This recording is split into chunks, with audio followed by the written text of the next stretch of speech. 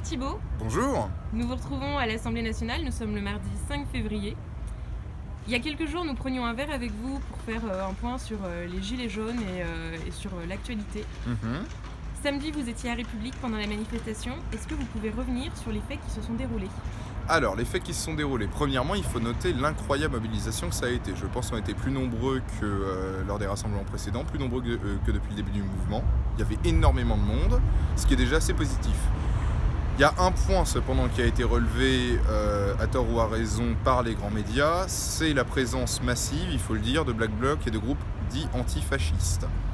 Alors, qui n'ont pas manqué de faire leur boulot, à savoir virer des personnes, des gilets jaunes comme les autres des manifestations, agresser des journalistes qui sont pourtant favorables au mouvement, donc ces gens-là n'oublient pas leur travail, si je puis dire, et agresser des militants qui bien évidemment, dont le seul tort est de ne pas être à 100% d'accord avec eux.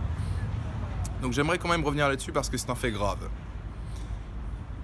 J'ose le dire, j'implique moi directement la responsabilité du gouvernement dans ses actions et dans la présence de ces gens-là à la manifestation. Le gouvernement est responsable des ordres qu'il donne aux policiers, est responsable de la présence de ces gens-là, et est responsable de la façon dont ça a pu dégénérer à République ce samedi. Je m'explique.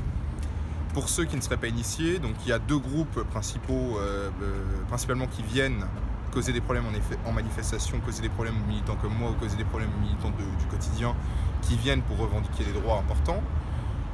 Les Black Blocs et les Antifa qui ne sont pas exactement la même chose. Ces deux groupes en revanche ont un point commun. C'est l'utilisation d'agressions, de violences systématiques contre les forces de l'ordre mais également contre les manifestants. Le fait de dissimuler leur visage et d'agir en groupe. Je pose une simple question que j'ai déjà posée à des gendarmes et que j'ai déjà posée aux forces de l'ordre. Comment se fait-il que ces gens-là puissent être en manifestation, puissent s'y rendre? J'ai subi au bas mot 3 contrôles d'identité avant de pouvoir rejoindre le cortège samedi. Et j'y suis allé très tôt. Certains de mes camarades ont eu à en subir 5.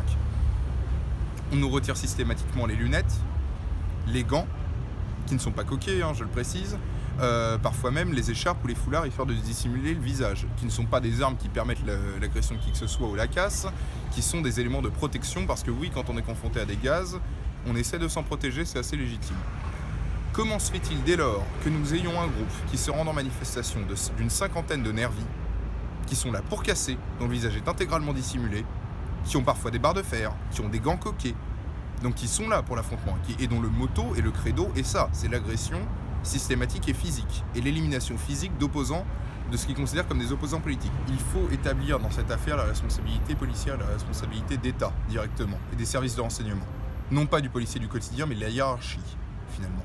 Puisque la simple présence de ces personnes est pour moi inacceptable et pour le mouvement inacceptable. Ils sont utilisés par le gouvernement pour casser la manifestation, pour faire peur, et pour faire des belles images pour BFM TV, pour prouver que oui, les gilets jaunes sont des casseurs, alors que ce n'est absolument pas le cas, et on a pu le vérifier sur le terrain. Certains me diront que c'est impossible de catégoriser ces gens, de les repérer, de dégager leur profil, de les interdire de manifestation. On a déjà plusieurs milliers de militants sur l'ensemble de la France qui sont interdits de manifestation, dont plusieurs ne sont absolument pas impliqués dans des affaires de casse ou de violence contre les policiers. En ces 5 dernières années, de tête, comme ça, je peux citer au moins 3 groupes politiques qui ont été cassés par la République, par la 5e République, la République française, pour des activités politiques légales, sans faire le coup de poing, sans agression physique. Je pense notamment à Troisième Voie, je pense au JNR, je pense à Jeunes Nations, qui ont connu des problèmes incroyables avec les forces de l'ordre, avec les services de renseignement, qui ne sont, qu'on les apprécie ou qu'on les apprécie pas, des groupes qui manifestent une certaine politique, dont l'objectif n'est pas la violence, dont l'objectif n'est pas le coup de poing. Je rappelle qu'on a en France à l'heure actuelle un groupe, pour ne pas le nommer, Action Antifasciste Paris Banlieue, qui est présent, dont le credo, dont le mot d'ordre est l'agression physique et l'élimination physique d'opposants politiques. Ces gens-là existent. Ils ont un local sur Paris, dont on dit qu'il est en partie payé par la mairie de Paris. Ils ont des bars, ils ont des lieux où ils se retrouvent. Ils ont des profils Facebook sur lesquels ils partagent leurs activités. Ils utilisent des moyens de communication qui sont très facilement traçables par les services de renseignement. Les Black Blocs comme les antifascistes. Comment se fait-il que ces gens-là existent encore? Transposons ça 2 minutes avec le même type de milice si elle existait à l'extrême droite, dans ce qui s'appelle l'extrême droite. Imaginons un groupe d'une 50aine de nervis qui se ramènent dans un rassemblement et qui cassent systématiquement des individus qui ne sont pas d'accord politiquement avec eux et qui se revendiquent avec des croix celtiques et des symboles pro-français. Imaginons ce que ça ferait. Non mais imaginons 2 minutes. Ces gens-là seraient en prison sur l'heure. Or les antifas courent toujours, et ils existent. Les agresseurs que j'ai vus samedi, j'en ai vu certains à Paris aujourd'hui. Ils se baladent. Les mecs n'ont aucunement été impliqués par la police, ils n'ont aucunement été incriminés. Donc comment se fait-il que ces gens-là puissent rentrer en manifestation? On en a vu avec des barres de fer, on en a vu avec des outils d'agression, on les a vus agresser en pleine rue, devant des forces de police. Celles-ci n'ont pas bougé d'un iota. Et s'ils sont protégés, c'est qu'ils ont une utilité. Leur utilité politique, c'est de décrédibiliser le mouvement, c'est de montrer à BFM des belles images comme quoi nous serions des casseurs et des agresseurs, c'est de faire peur aux gilets jaunes du quotidien qui vient pour manifester pacifiquement, qui vient pour revendiquer des droits légitimes et une colère légitime.